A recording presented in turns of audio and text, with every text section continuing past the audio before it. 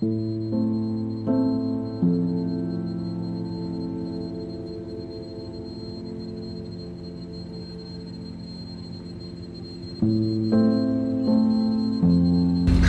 안 변했어요, 거리가.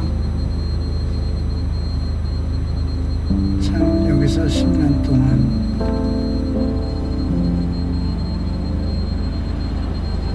무서운 거 없이 살았는데.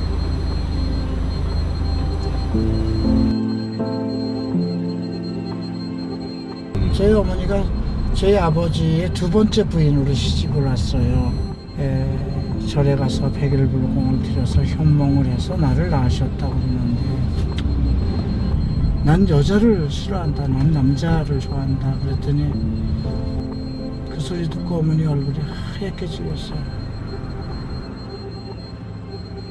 업보구나, 저주구나. 내가 내 팔자에 없는 자식을 달라고 백일부공을 드려서 너를 가졌더니 업보구나.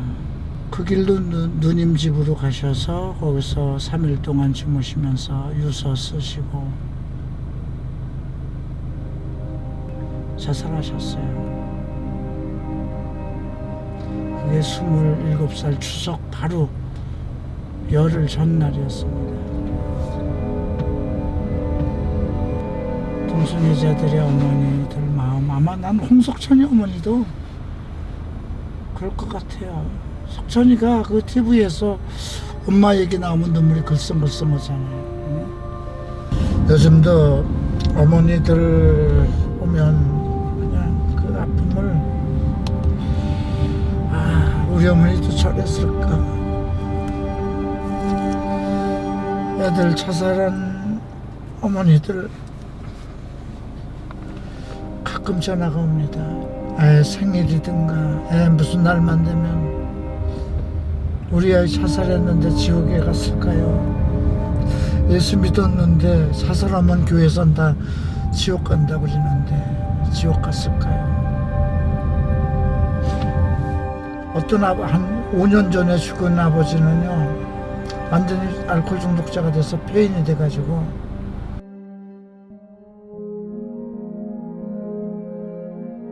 나 좀 빨리 데려가달라고. 말로가 다 비참해. 하나님한테 다 이런 나의 나쁜, 아주 나쁜 고백을 다 해야죠. 그러고 나서 만나야지 뭐. 만날 자격이 어디 있어요? 그 나의 죄가 이 죄를 다 사해야지. 하나님한테.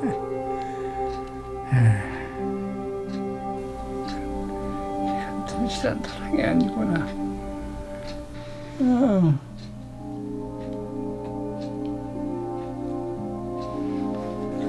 망하는 거예요.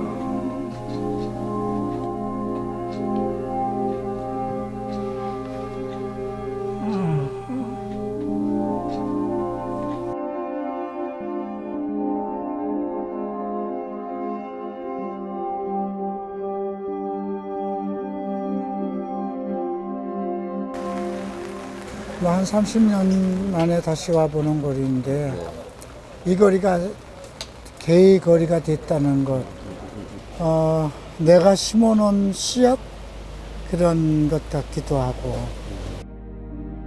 엑스게이, 과거에 동성애자였다는 뜻입니다.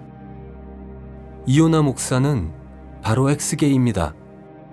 요즘은 탈동성애자라고도 불리웁니다.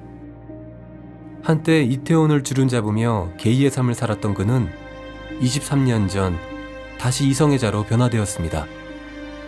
그것이 뿌리가 돼서 지금 이 지역에 이벽에게라는 말을 난 깜짝 놀랐어요. 찐방을 포함해서 게이들이 섹스를 위해서 모이는 거,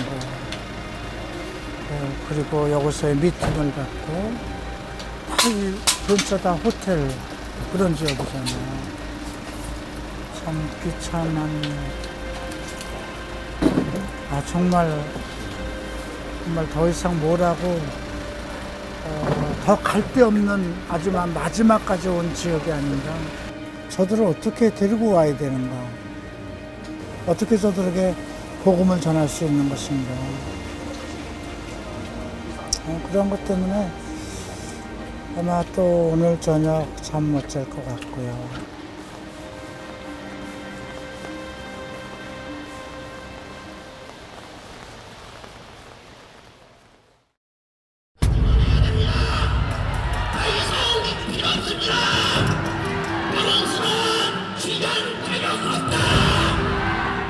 너무나 많은 질문들이 우리 앞에 산처럼 쌓여 있습니다. 동성애는 게이로 그렇게 태어나는 것일까요? 동성애를 사랑이라고 말할 수 있는 것일까요? Read this one. Jesus don't want to agree to homosexuality. You must repent. I grew up with this kind of Christian homophobia, so I'm aware of it. The mayor of Seoul, if he was here, that would be better.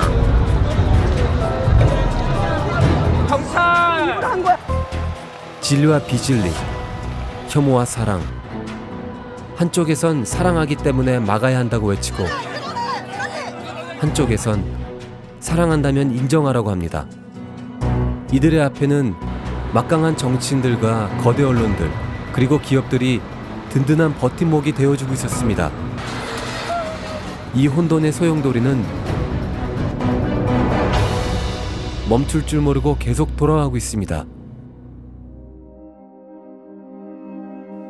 이 가운데서 동성애를 버리고 돌아온 사람들은 무슨 이유가 있었던 것일까요? 게이로 태어난다는 것이 과학적 사실로 받아들여지고 있는 지금 이들은 그 순리를 역행하고 있는 것일까요?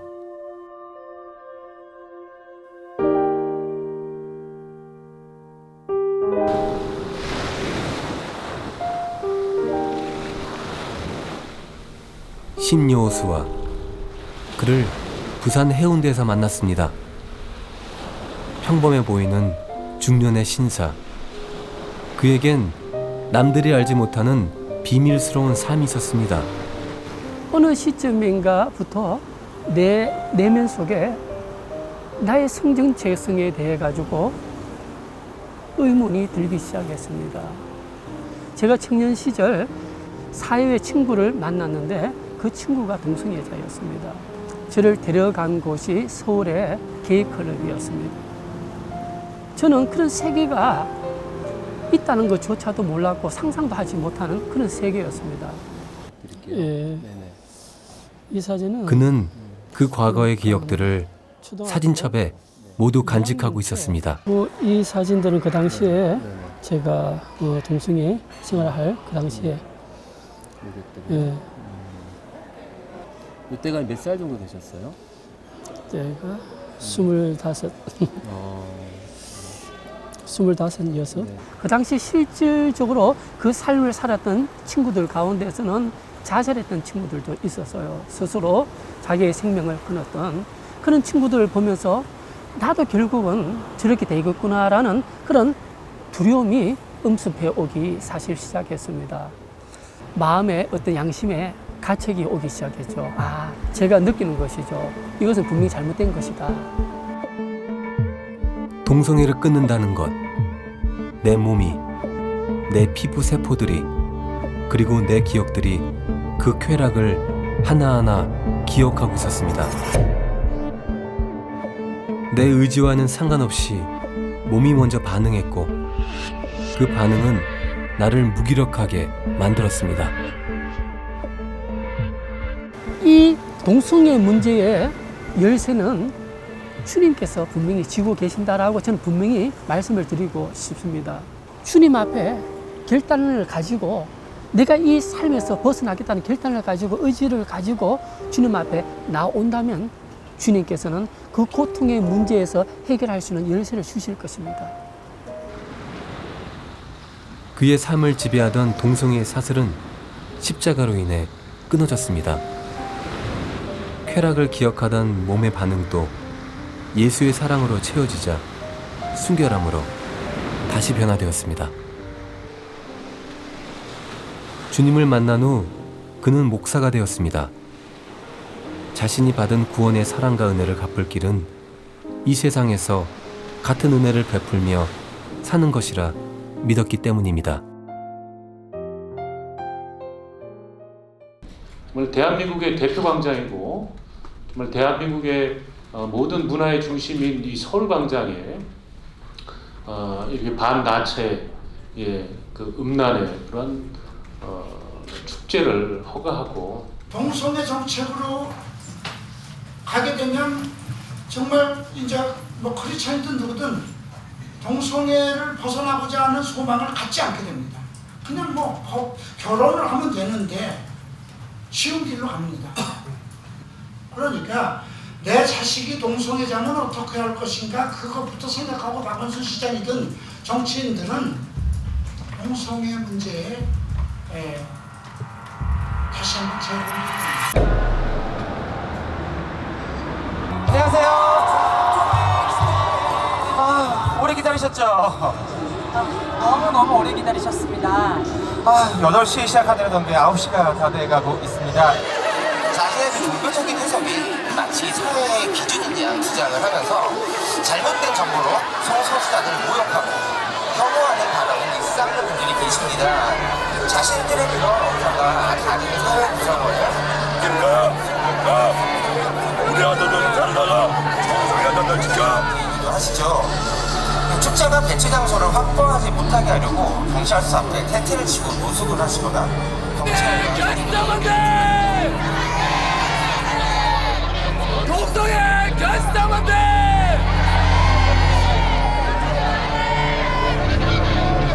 다양하다는 것이 누군가에게 정정하는 일인가요?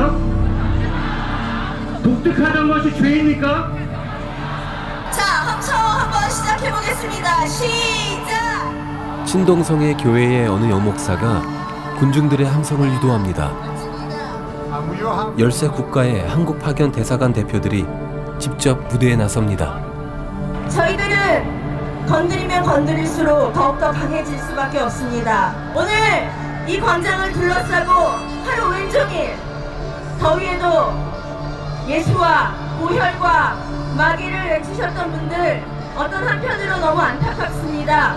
제가 보건대 메르스 바이러스와 에이즈 바이러스가 결합하면 슈퍼 바이러스가 된다면서 엄청 두려움이 많으실 텐데도 이 시청 광장 둘레를 그녀의 기독교인들을 조롱하는 발언에 사람들의 환호가 터져 나옵니다. 사랑하며 살아가는 인간입니다. 지지자와 반대자의 소리가 그렇게 뒤섞여 서울시청의 밤하늘을 맴돌고 있었습니다.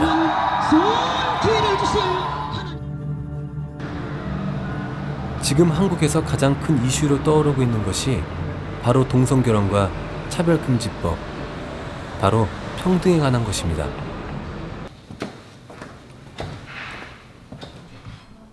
이태희 변호사는 동성결혼 인정은 성경의 비상식적인 책이 되는 동시에 크리스천에 대한 핍박이 시작될 것을 우려했습니다.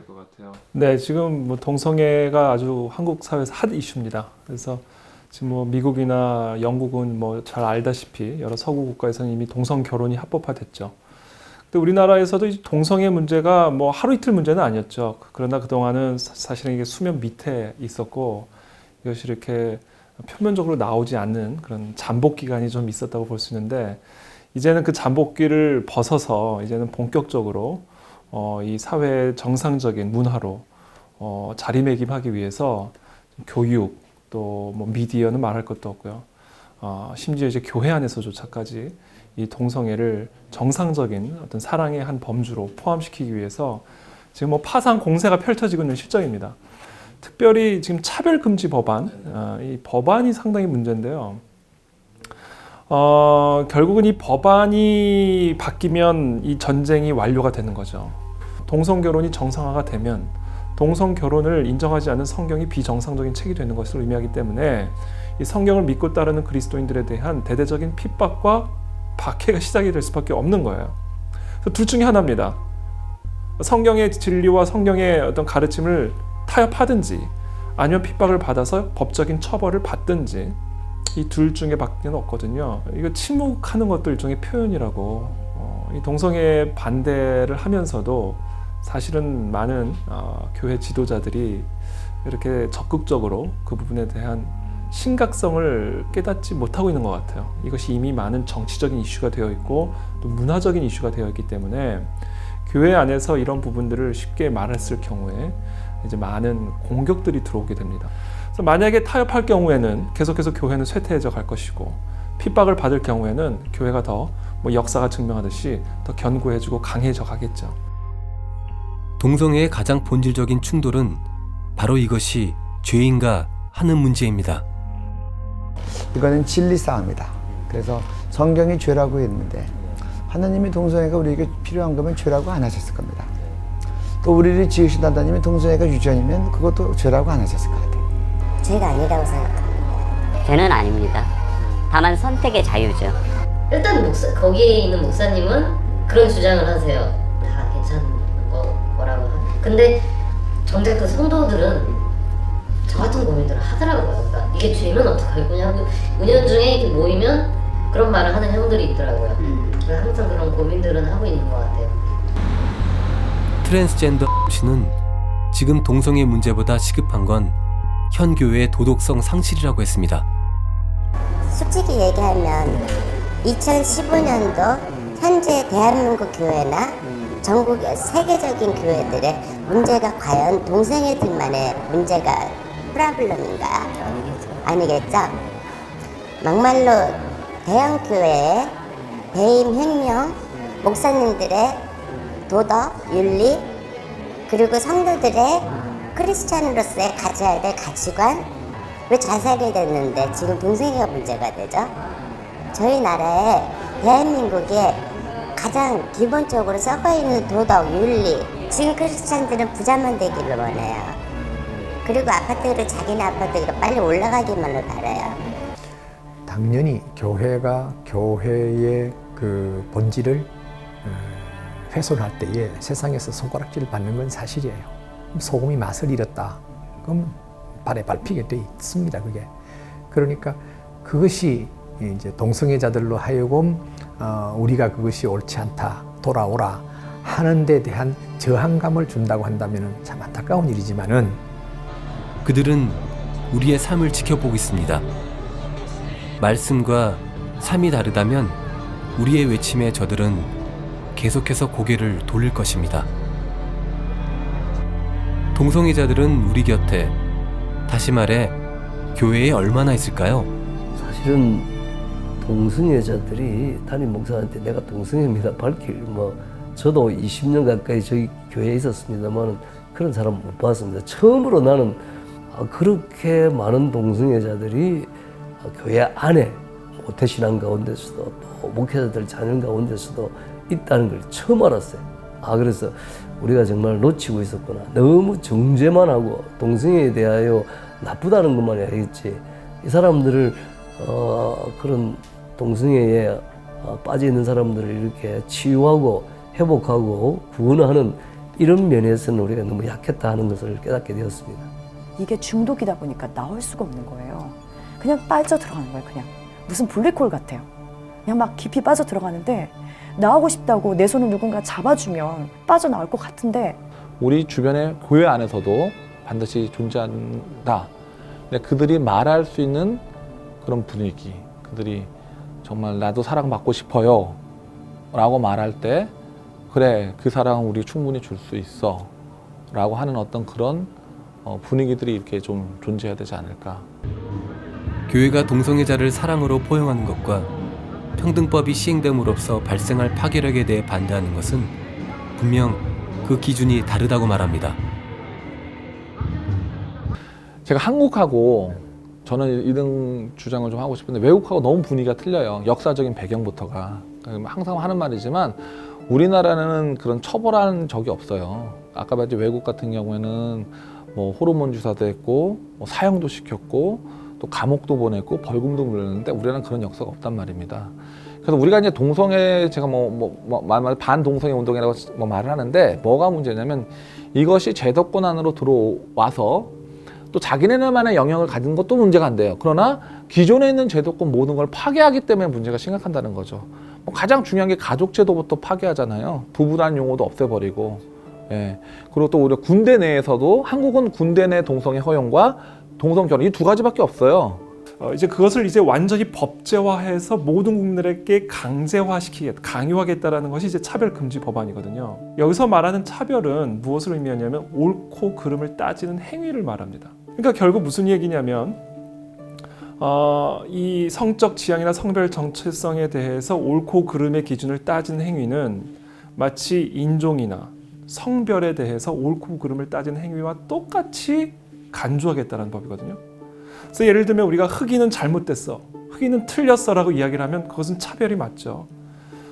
남성과 여성도 마찬가지입니다. 여자는 틀렸어, 잘못됐어.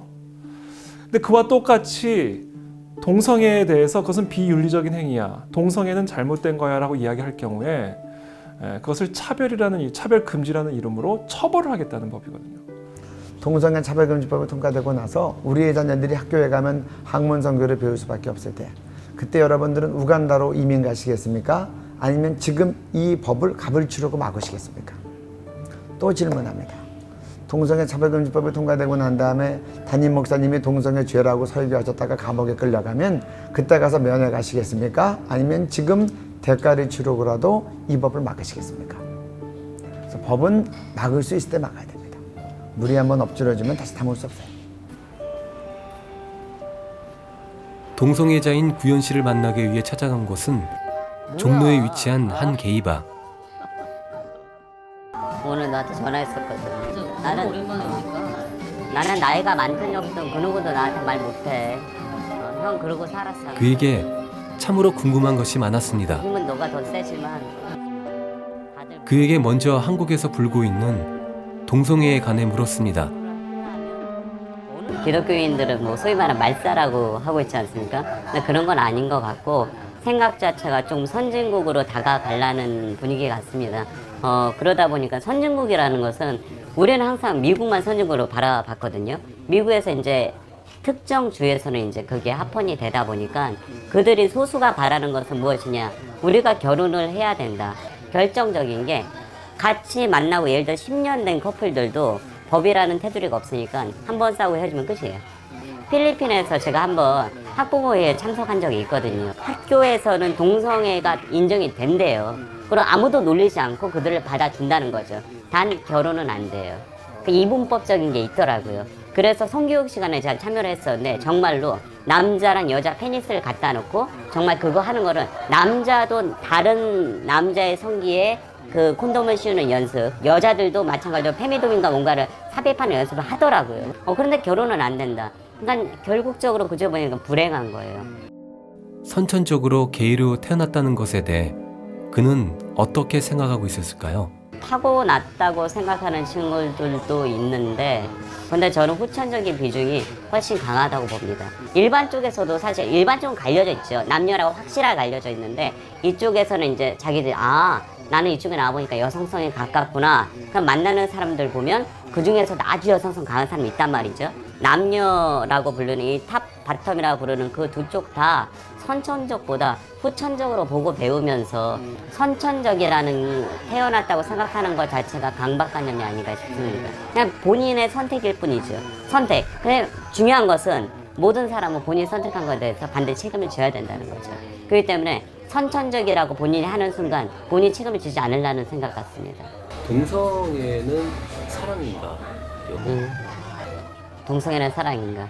사랑이죠. 사랑하지 않으면 만날 이유가 없습니다. 아까 제가 말씀드린 학습적 동성애가 시작된다고 믿는데 그 동성애 서로 간에 사랑을 하기 때문에 분명히 사랑이죠. 어떤 사랑을 하던 간에 종류가 틀릴 뿐이죠. 동성애를 벗어나고자 하는 친구들이 있는지 물어보았습니다.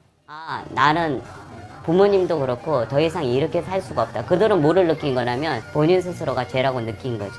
죄라고 느꼈기 때문에 이것은 아니구나. 그리고 선택을 다시 가려고 그러는데 이 선택에서 이게 유혹이라는 게 힘들거든요. 왜? 여자가 남자를 유혹할 확률보다 남자가 남자를 유혹할 확률이 많거든요. 성적으로 중독된 사람이 너무 많단 말이죠. 남녀의 우리가 일반적으로 봤을 때도 남자 여자의 성욕은 남자가 훨씬 세죠. 근데 이쪽에서 남자가 만나지 않습니까? 성욕이 엄청나게 세죠. 막말로 얘기해서 매일 다른 파트너를 만날 수도 있겠죠.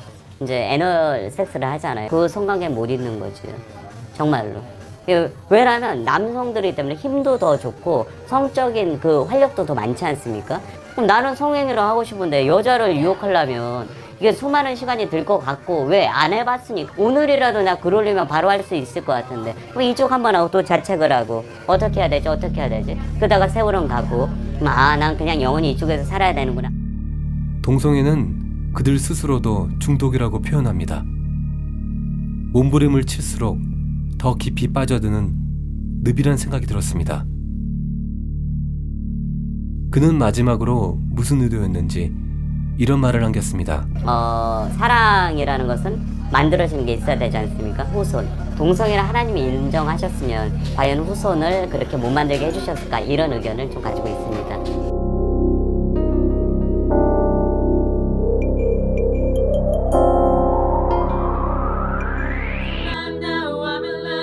강남에 위치한 더 크로스 처치. 박진건 씨는 곡을 쓰는 작곡가입니다. 이렇게 해가지고 뒤에를 조금만 이렇게 연기 한번 해줘. 그 다음에 야외로 둘이 얘기해서 연결하면 될 것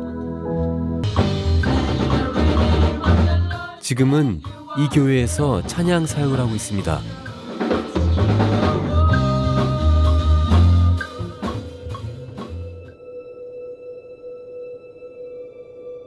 어린 시절 사촌형과의 잘못된 경험으로 시작된 동성애는 그의 인생을 송두리째 바꿔놓았습니다. 친척형이 근처에 좀 살았는데 진건아 레슬링 좀 할래? 그래서 레슬링이 뭐지? 이거 하려면 옷을 다 벗어야 돼. 그리고 이렇게 성기를 이렇게 막 비비는 거야. 그게 레슬링인 줄 알고 그냥 그렇게 시작했어요. 근데 그 전에 제가 좀 여성스러운 되게 유약한 좀 그런 성품을 지녔어요. 뭔가 그런 되게 뭔가 남성스러움이라고 할까 이런 게 들어오다 보니까 이게 뭔가 싫은데 또 좋으면서 되게 미묘한 작용을 하는 거예요. 제 마음속에서. 다음 카페가 엄청 붐을 이룰 때인데 그래서 다음 카페에 제가 검색을 시작해봤어요. 그랬더니 활동 중인 모임들이 친목 모임들이 있더라고요. 그래서 이게 뭔가 동성애, 게이 이런 단어에 눈을 뜨기 시작했죠. 새벽과 이 저녁 시간에는 정말 또 나의 성적인 어떤 욕구를 충족하기 위해서 많은 사람들을 만나고 행복할 줄 알았던 게이의 삶은 현실과는 달리 매일 더 깊은 육체의 욕구를 채워야만 했습니다. 찜질방 이런 데 막 다니기 시작하고 막 이제 하루도 빠짐없이 술을 먹기 시작하고 매일 술로 지새웠던 것 같아요. 그리고 찜질방 가서 자고 남자와 관계 매일 하고 그러면서도 정욕이 채워지지 않는 거예요. 그래서 너무 미치겠는 어떠한 그 말로 표현할 수 없는 고통이라고 할까? 그게 있는 거예요. 하나님을 알았기에 그 갈등은 더해만 갔고 동성애 탈출의 길은 점점 더 멀어져만 간 듯했습니다. 본인이 그걸로 싸워내고 씨름하는 데 있어서 이제는 한계를 갖고 있더라고요. 그리고 거의 포기한 상태. 속으로는 계속 굶고 뭔가 불안하고 떨리는데 근데 빠져나올 수는 없고 이미 너무 많이 갔고 학문 선교를 하다 보면 막 엉덩이에도 뭐 나고 막 뭔가 안 좋은 징후들이 일어나거든요, 몸에. 그래서 근데 내가 아는 동성애 형한테 형 나 이래 그랬더니 형 너 검사 한번 해봐야 되는 거 아니야? 그래서 검사해봐야겠다. 검사를 했어요. 어느 날 찾아온 에이즈 판정에 진곤 씨는 깊은 충격으로 빠지게 되었습니다. 제가 병에 걸리면서 보건소로부터 통보를 받고 되게 사형 선고 같은 느낌을 받았어요. 근데 이제 위로가 필요하니까 너무 죽고 싶으니까 그 마음을 위로할 데가 없고 털어놓을 데가 없잖아요. 감염자들 카페 그런 극복하려는 사람들 말고 감염자 그냥 카페들이 있어요. 가입해서 거기 모임 막 나가고 그랬어요.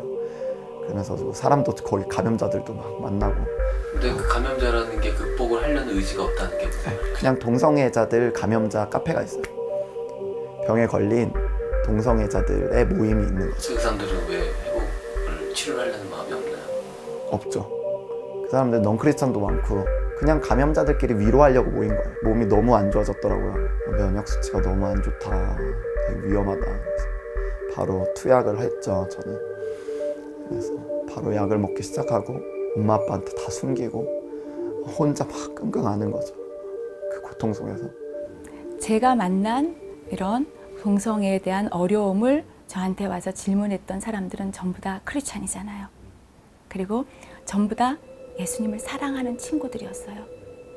근데 저는 그것을 처음에 상담할 때 그 처음 그들이 나 예수님 사랑해요 하는 것부터 저는 믿었어요. 이것을 믿지 않는다면 그들하고의 간격을 좁힐 수가 없어요. 근데 그들은 진짜 예수님을 사랑하는 친구들이었어요. 저 정말 죽고 싶어요. 내 목숨을 끊어서라도 내가 예수님 사랑하는 거 보여드리고 싶어요. 라고 하는 친구들이었는데 근데 자꾸 넘어지잖아요. 이거를 가지고 사실 교회 안에서는 네가 예수님 사랑하면 절대 그렇게 할 수 없어 하는 그 정죄가 그들을 2번 죽이는 거거든요. 그에겐 그를 믿고 기다려주는 목회자와 많은 지체들이 있었습니다. 주님의 은혜를 경험했고 알지만 육체의 연약함 때문에 넘어졌다면 다시금 오픈하고 하나님 내가 죄졌어요. 입으로 시인하고 하나님 내가 넘어졌어요. 그러고 싶지 않았는데 참회하고 다시 은혜의 자리로 돌아가는 거예요. 진건 씨의 가정에 식구가 한 명 더 늘게 되었습니다. 이제 곧 그는 아빠가 됩니다. 신랑이 선한 싸움을 하는 거잖아요. 하나님의 은혜로 죄를 이기고자 하는 선한 싸움을 하는 과정에 있기 때문에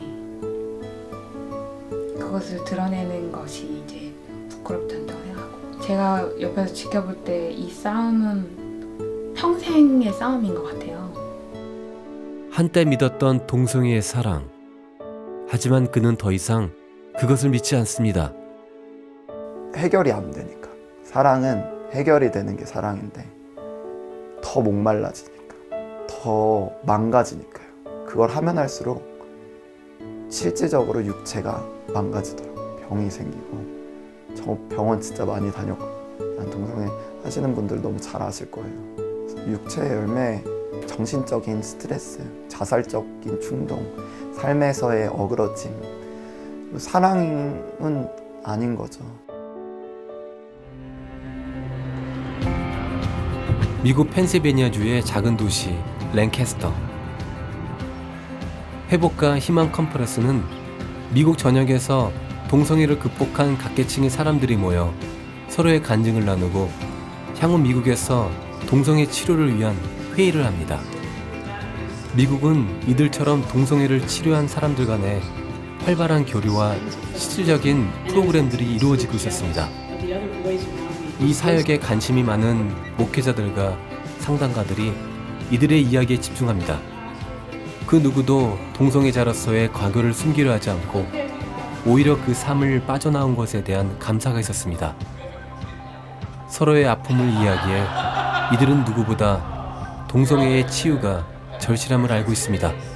I was set free to the point where I was no longer attracted to women and no longer desired to be a man. 어린 시절 경험한 끔찍한 성학대는 한 아이의 일생을 완전히 파괴합니다. 디니처 씨는 바로 그것을 경험했습니다. When my mother sexually abused me, I was probably 3 or 4 years old. And so when that happened, I turned off parts of my heart. And it broke my heart. It wasn't safe. She should have been the most safe person for me, and she wasn't. And so as I grew up, not having that part of my heart fulfilled, not having the ability to connect in a healthy way with my father, left a huge void that when adolescence started and when my hormones began to flow, I interpreted that as a desire to connect sexually with a male in order to try and fill up that void that was in my heart. 게리와 멀리사는 결혼한 지 8년 된 부부입니다. 둘 다 동성애자의 삶을 살다가 동성애를 극복하고 이제는 2 아이의 부모로 행복한 가정을 이루었습니다. 게이와 레즈비언으로 살았던 그들은 어떻게 변화가 될 수 있었던 것일까요? Well, I would say coming out of homosexuality is a long, typically, and hard journey. It's probably one of the hardest things I've ever experienced going through.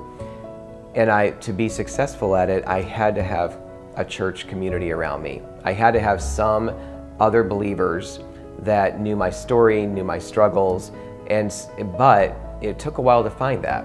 Many churches didn't want me around, they didn't want my struggles around.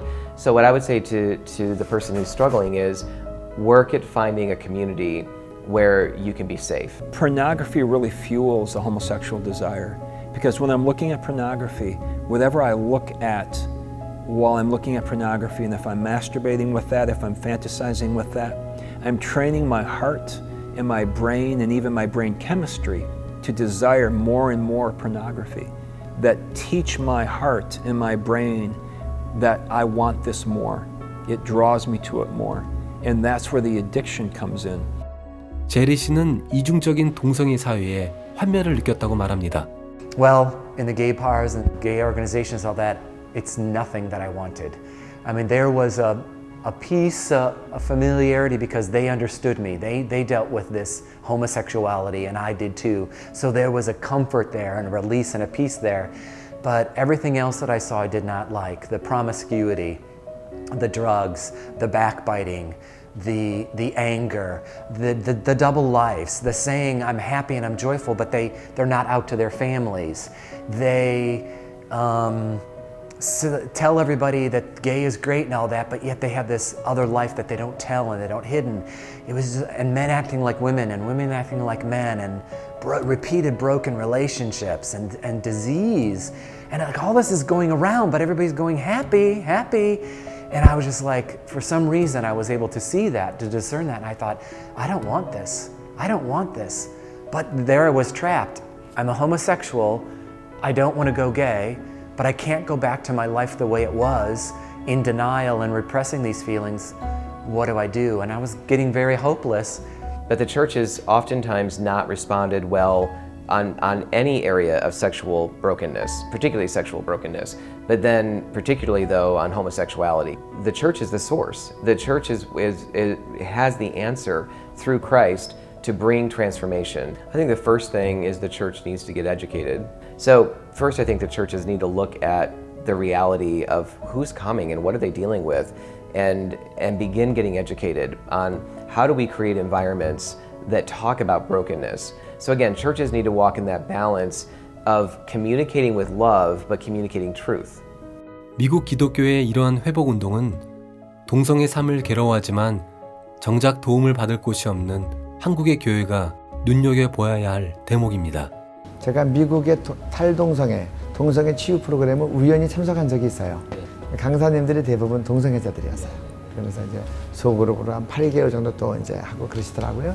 그래서 우리나라 정서에 맞는 동성애자 치유 프로그램들이, 회복 프로그램들이 지금은 잘 개발돼야 되고, 이런 일을 먼저 하신 분들을 잘 지원해 드리고 더 잘 확장시켜 나가고. 그거는 율법적으로 아주 죄악시했고, 그러므로 말미암아 이들이 나타내지를 못했고, 도와달라고 해결해 달라고 하지도 못했죠.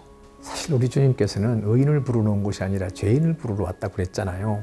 정죄하는 것보다는 그것을 또 혐오하도록 하는 것이 아니라 충분히 있을 수 있는 것이라는 것을 교인들에게 홍보를 하고, 또 우리 자녀들 가운데 그럴 경우에 우리가 거기서 헤어날 수 있는 방법을 우리가 찾아주자.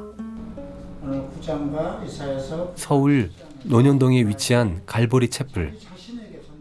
이들은 동성애를 벗어나고자 하는 탈동성애 지향자들입니다.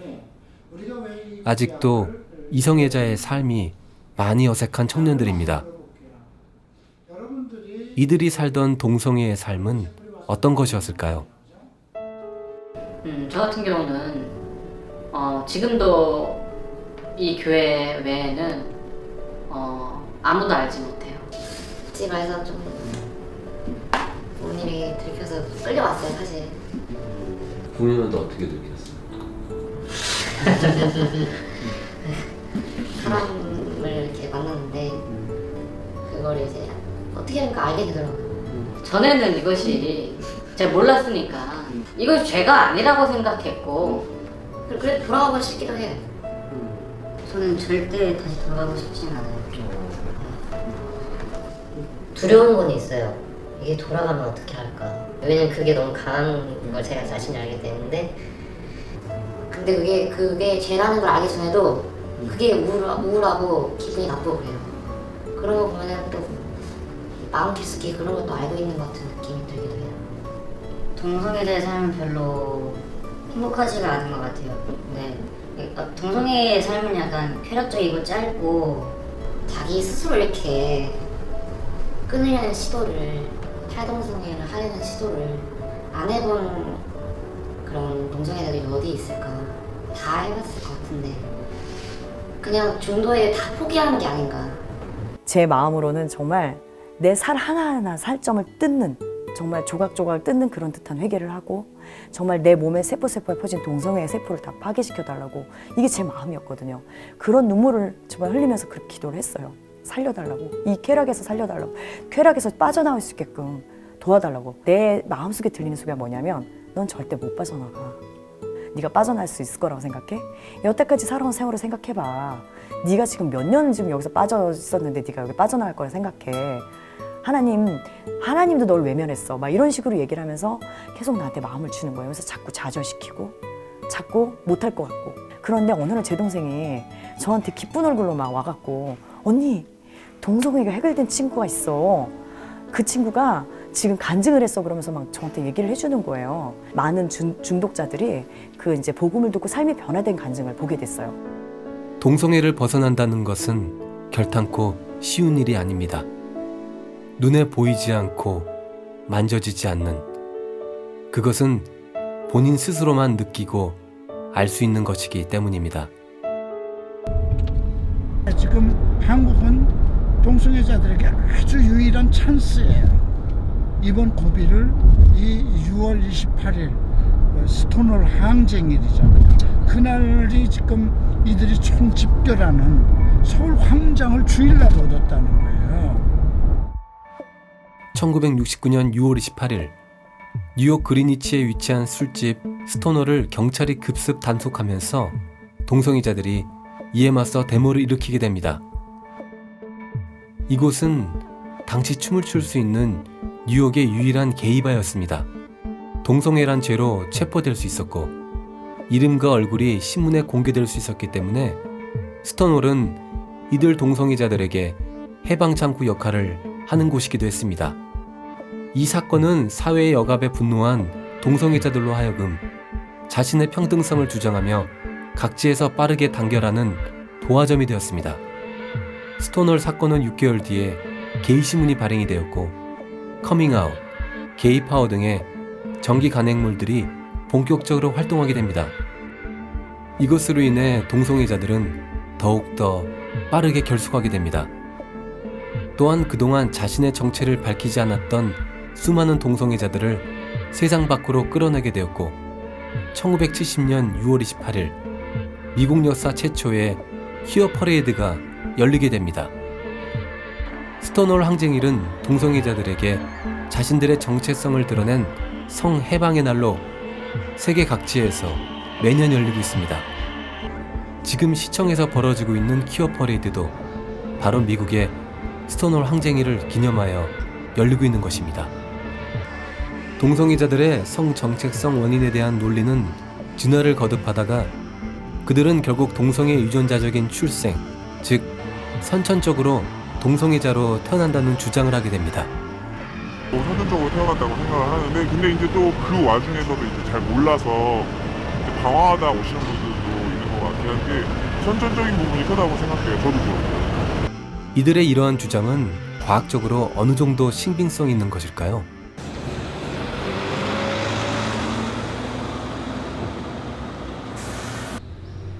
기런편 교수는 현재 부산대학교 물리학과 교수로 있습니다.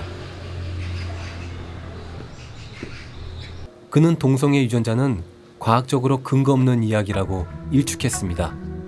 이 나이에 따라서 이제 우리가 동성애자의 수를 보면은 20대, 30대가 아주 많습니다. 반면에 한 50대가 되면은 절반 이하로 떨어집니다. 동성애자의 비율이 만약에 내 몸 안에 동성애를 유발하는 유전자가 있다면 20대 유전자하고 50대 유전자는 똑같습니다. 이게 변하지가 않습니다. 그러니까 쉽게 말하면 만약에 내 몸 안에 유전자가 있어서 20대에 동성애를 일으켰다면 50대에도 동성애를 일으켜야 됩니다. 근데 이게 절반 이하로 떨어진다는 것은 동성애는 유전이 아니라는 것을 알 수가 있습니다. 왜 서구 사회에 또 우리나라에 동성애 유전이라는 것이 많이 퍼졌느냐 하면은 그게 사실 논문 때문입니다. 1993년도에 해머라는 사람이 그 사이언스라는 잡지에 논문을 발표합니다. 그 내용이 뭐냐면은 그 XQ28이라는 유전자가 남성 동성애와 관련이 있다 하고 논문을 냅니다. 이 해머가 사실은 동성애자인데 그 논문 초록에 보면 뭐라고 되어 있는가 하면 99% 이상 유전이라고 되어 있습니다. 아주 강력하게 적었어요. 그러니까 그 당시에 그 서구 언론들이 대서특필했습니다. 드디어 동성애 유전자 발견했다. 1999년도에 라이스라는 분이 그 해머가 주장한 부분을 똑같이 조사합니다. 그래가지고 일반인과 동성애자들 비교를 합니다.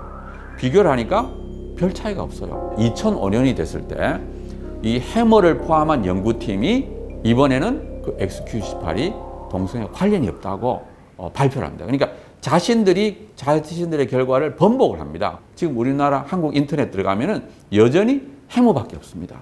이제 그게 이제 그 유전이라는 것이 팍 퍼진 이유가 되겠고요. 일란성 쌍둥이의 동성애 일치율입니다. 이게 아주 중요합니다. 왜냐하면은 일란성 쌍둥이는 한 개의 수정란이 두 사람이 됐어요. 그러니까 일란성 쌍둥이는 유전자가 똑같습니다. 그리고 같은 엄마 뱃속에 자라기 때문에 호르몬의 영향도 똑같습니다. 그러니까 일란성 쌍둥이는 선천적인 영향을 똑같이 받았습니다. 그래서 만약에 동성애가 선천적이라면 일란성 쌍둥이는 동시에 동성애자가 되든지 아니면 동시에 동성애자가 안 돼야 됩니다. 그래서 일치율이 아주 높아야 됩니다. 이제 일란성 쌍둥이의 동성애 일치율 비율을 봤을 때 큰 조사 결과를 보면은 대략 일란성 쌍둥이의 일치 비율은 10%입니다. 그러니까 10명당 1명꼴로 일치하는 거예요. 근데 이 10%의 일치 비율도 선천적인 효과라고 볼 수가 없습니다.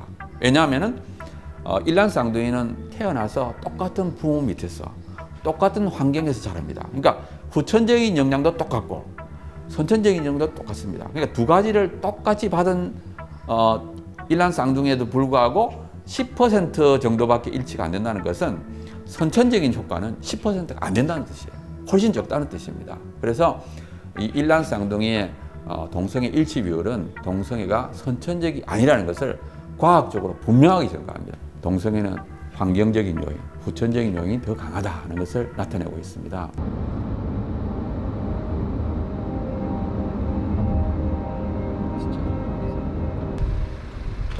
저희 지금 이제 저 감염된 사실은 진단을 받으셨잖아요.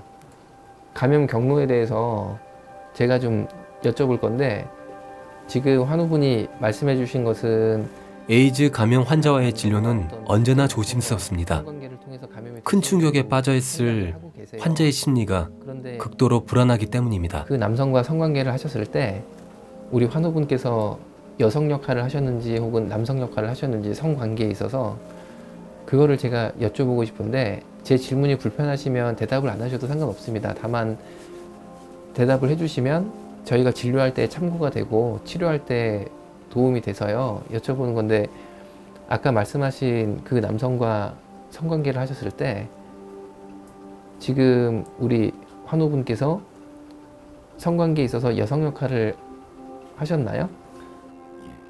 네, 알겠습니다. 하여튼 용기 내주셔서 말씀해 주셔서 감사합니다. 그러면은 일단 오늘 입원을 하셔서 추후에 필요한 치료나 검사를 하게 될 거고요. 그리고 현재 항바이러스 약을 잡수는 대학병원 거기는 예약을 잡아서 한 달에 한 번 정도 가게 되실 거예요. 그리고 추가로 저는 사실은 원래 신촌세브란스 병원에서 말기 암환우 분들을 돌보는 일을 하는 의사였습니다. 저희 병원에 오셨던 분들은요 제가 뵈니까 동성애자들한테 버림받은 동성애자들이었어요. 왜냐면은 이분들이 남성 간의 학문 성행위를 하다가 에이즈에 감염이 되고 몸이 완전히 망가지니까 그럼 어떡하겠어요? 누가 거들떠보냐고요. 그럼 그렇게 되면 이제 여기 오는 거예요, 이제. 진짜 말 그대로 동성애자가 버린 동성애자가 되면요, 끝이 도구만요, 그 세계는. 근데 이제 성적 매력을 잃어버리고 오히려 그 사람 때문에 내가 감염이 될 수 있으면 그걸로 끝나는 거죠, 관계는. 그렇지 않아요. 자기도 살아야 되는데 어떡하겠냐고 있잖아요. 정말 동성애로 남성 간의 학문 성교로 에이즈 바이러스에 감염돼서 에이즈 환자된 분들이 거의 대부분이었어요. 염 원장이 본 에이즈 환자의 말로의 모습은 비참을 넘어서 공포 그 자체였습니다. 에이즈 바이러스가 뇌세포를 갉아먹는 거예요.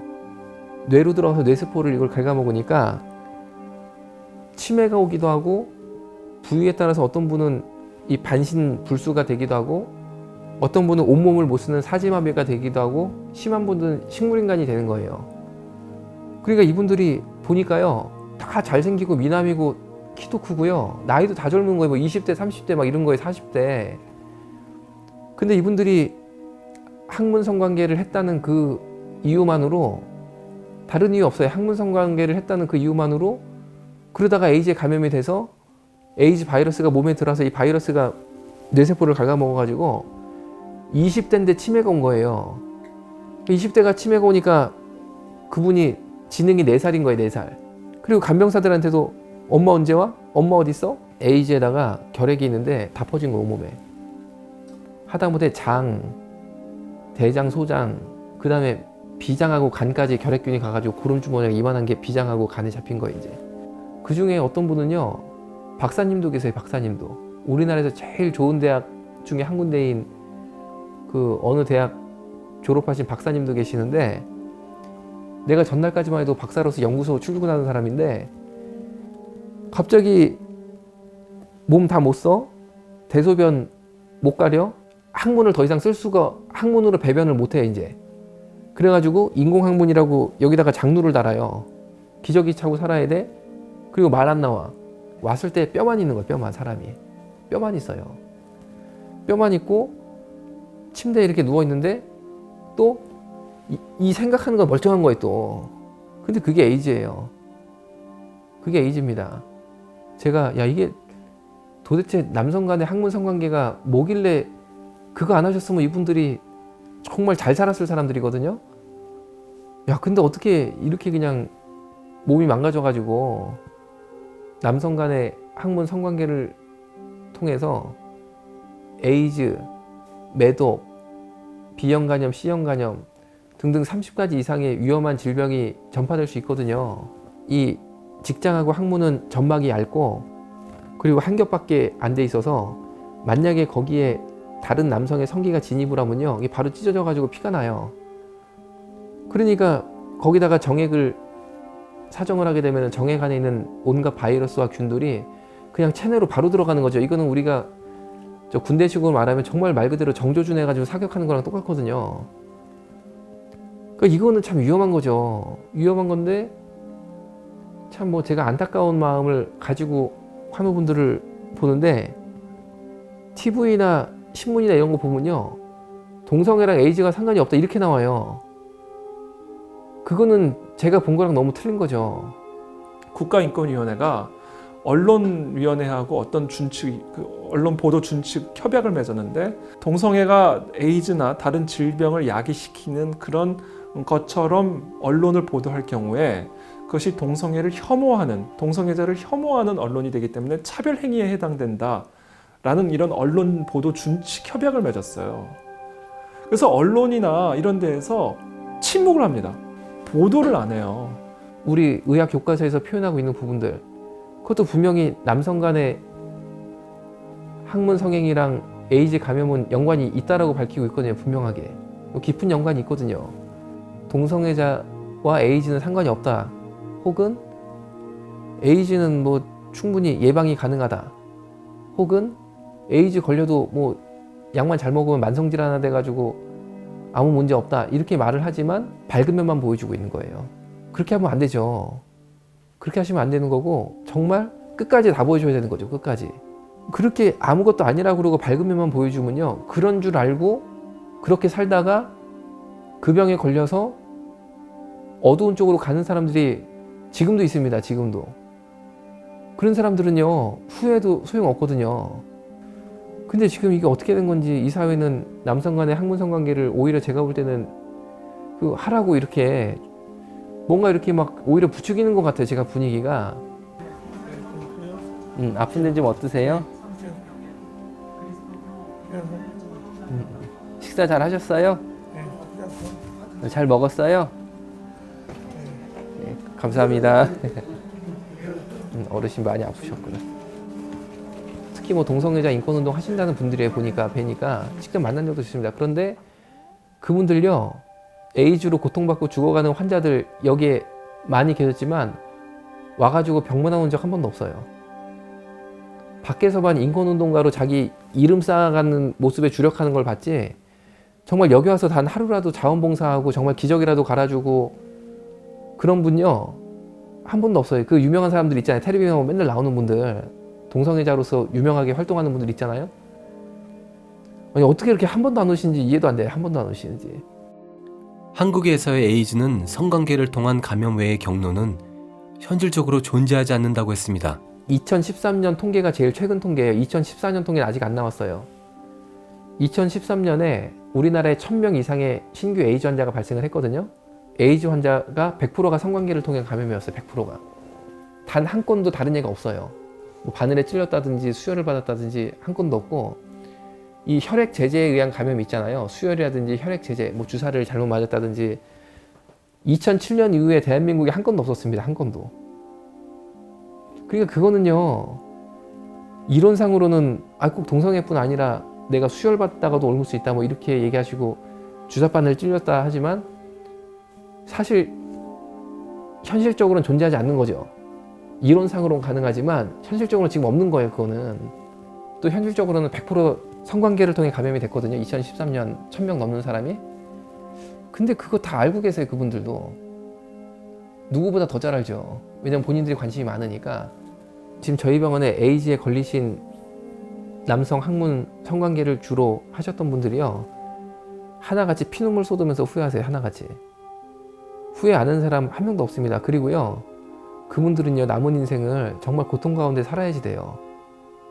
너무나 솔직하게 본인 아픈데 다 얘기해 주셔서 감사하고요. 앞으로 치료 잘 받으시고 제가 도와드릴 수 있는 거는 다 도와드릴게요. 그는 망가진 몸과 마음을 이끌고 마지막 희망을 찾고자 하는 또 다른 한 명의 동성애자를 살리기 위해 이곳을 떠날 수가 없습니다.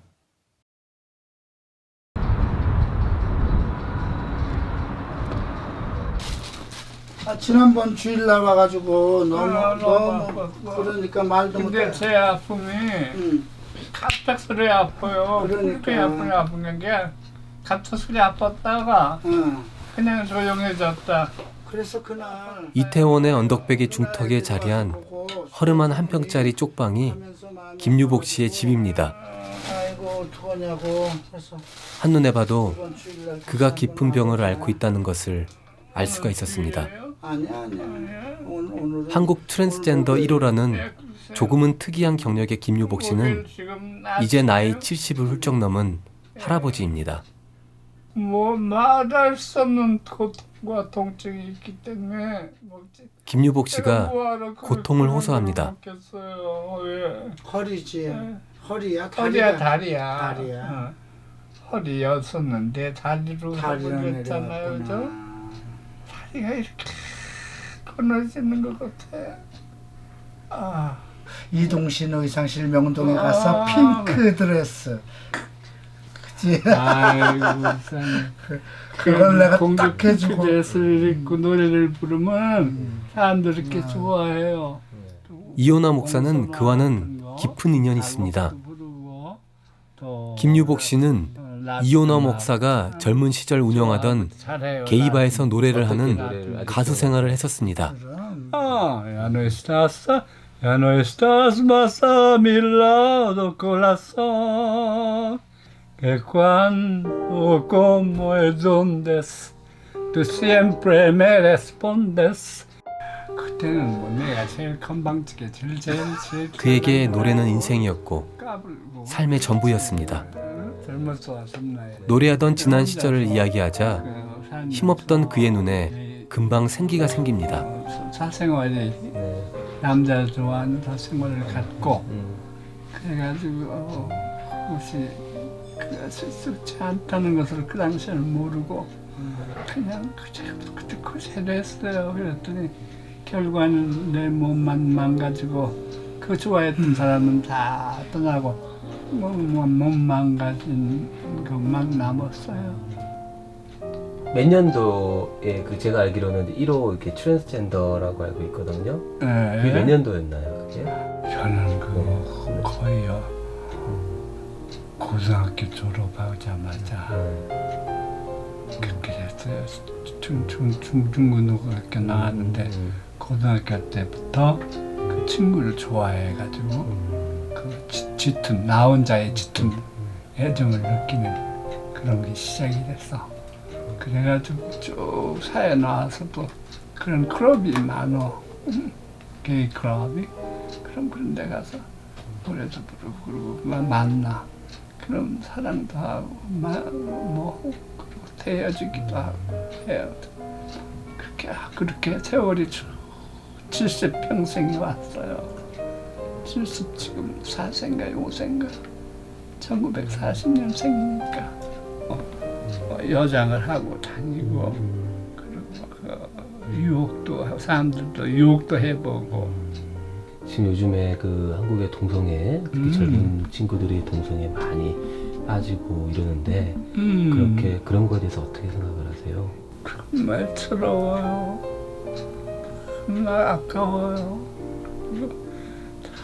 막고 싶고 이렇게 다른 길을 이끌어주고 싶은 그런 사람들이 나와줬으면 좋겠어요. 절대 안 됩니다. 사랑이 아니에요. 왜? 육체적인 즐거움은 잠깐 느낄 수 있지만은 끝나고 나서는 다 제자리로 돌아가요. 갔다가 또 그 어떤 육적인 사랑이 더 많아요. 프로를 따지면 90%가 육적인 사랑이지 어떤 정신적인 사랑이 아니야. 또 쉽게 얻을 수가 있잖아. 남자는 친구처럼 쉽게 얻어가지고 또 육적으로만 알고. 말로가 다 비참해. 결혼도 못하는 사람도 많고 못하고 혼자서 헤매고 늙고 추해지고 늙어서 갈 데 올 데 없는 그런 말로가 돼버려. 태어났다 나 이렇게 생각 안 해요. 자라면서 느껴요. 지금 바깥에는 전혀 못 다니시는 거예요? 그렇죠. 화장실도 못 가. 화장실은 그냥 기저귀로 이제. 못 가.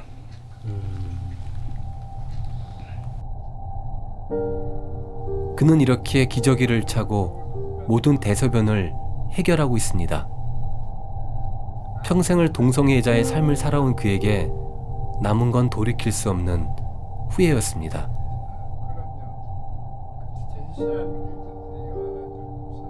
기도해 주세요. 기도해 주세요. 안 아프게. 대부분의 그의 친구들은 불행한 죽음을 맞이했습니다. 거의 다 죽어. 말로가. 애들은 다 에이즈로 죽었잖아. 에이즈로 죽는 사람이 많고. 에이즈로요? 내 주위에 있는 가장 사랑하는 친구들이 그렇게 죽어. 자살하는 애들 보여. 그러니까 형 옛날에 현진이 생각나? 하면진이 형. 하면진 알지, 잘 알지. 애들 나가서 자살했지. 자살해서 불자살 자기와 화산 자살. 자살했어요? 한때는 젊음을 뽐내고 화려한 삶을 사는 듯했지만 그 끝은 아무도 없는 외로움 뿐이었습니다. 하나님한테 다 이런 나의 나쁜 아주 나쁜 고백을 다 해야죠. 그러고 나서 만나야지 뭐. 만날 자격이 어디 있어요? 그 나의 죄가 이 죄를 다 사해야지. 그 모든 것을 경험한 그의 눈은 허망함이 가득했습니다. 그의 입에서 새어나오는 탄식 소리는 동성애의 모든 것을 말해주고 있었습니다.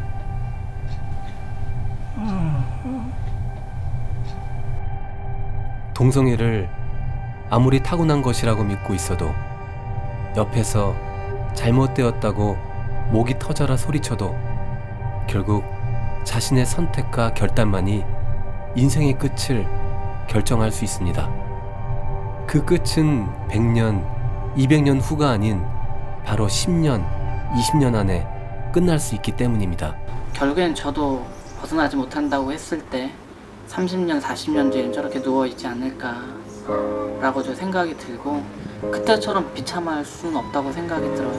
아름다운 사랑으로 나오고 행복한 것으로 나오지만은 미화된 부분들이 너무나도 많기 때문에 저런 것들을 좀 봤을 때 아, 내가 많이 속고 있구나, 많이 조금 미화돼서 그렇게 살고 있구나. 저 진짜 확실하게 말씀드릴 수 있는 건 제가 볼 때는요, 절대 선천적이거나 타고난 게 아니라는 게 너무 선명한 게, 제가 지금 나이가 40이 넘었는데 제가 타고나고 선천적인 사람이라면 지금도 그대로 살고 있어야 되잖아요. 지금은 그게 아니에요. 끝났다. 저를 어디다 집어 던져놔도요, 다시는 그렇게 살고 싶은 마음이 없어요.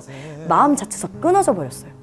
포기하지 말고 그 마음이 있다면, 극복하고자 하는 의지가 있다면 계속 일어나라. 계속 죽는 생각하지 말고 생각을 잘 지키는 거. 너의 도움을 요청해라. 스스로 해결하려고 하지 말고 난 안 돼 인정하고 나 스스로는 할 수 없어. 사랑은 혐오보다 강하다라고 외치는 그들의 구호 속에는 사랑받고 싶어하는 너무나 자연스러운 인간의 갈망이 들어 있습니다. 하지만 채워지지 않는 그 사랑을 확인받기 위해 그렇게 수많은 사람들을 만날수록 어쩌면 육체의 욕구는 더욱더 강해져만 가고 채워지지 않는 가슴의 빈 공간은 더 커져만 갈 것입니다. 하나님도 동성애자들을 정죄하지 않았다는 말을 잘못 왜곡하면 안 될 것입니다. 하나님은 사랑이시지만 죄의 싹은 사망이라고 분명히 말씀하십니다. 이것에 대해 무엇라 더한 설명을 할 수 있을까요? 아무리 근사한 논리와 과학적 설명이 하나님의 말씀을 더 능가할 수 있을까요? 동성애의 길을 선택하듯이 그 길을 버리는 것도 선택할 수 있습니다. 회복은 사전적인 의미로 처음 상태로, 완전한 상태로 돌아가는 거거든요. 놀라운 의미가 있더라고요, 회복이라는 게. 이 동성애 중독자였던 저에게도 가능했다면 당연히 즐기는 분들도, 또 고민하는 분들도, 또 상처 속에서 고통받고 또 질병 속에 허덕이는 분들에게도 이 똑같은 회복이 동일하게 임할 거라고 믿습니다. 공허한 그 눈빛이 무엇으로 채우나 무엇으로 채우나 그들은 모두 주가 필요해. 동성애 변화의 기적은 내 모습 이대로에서부터 시작됩니다.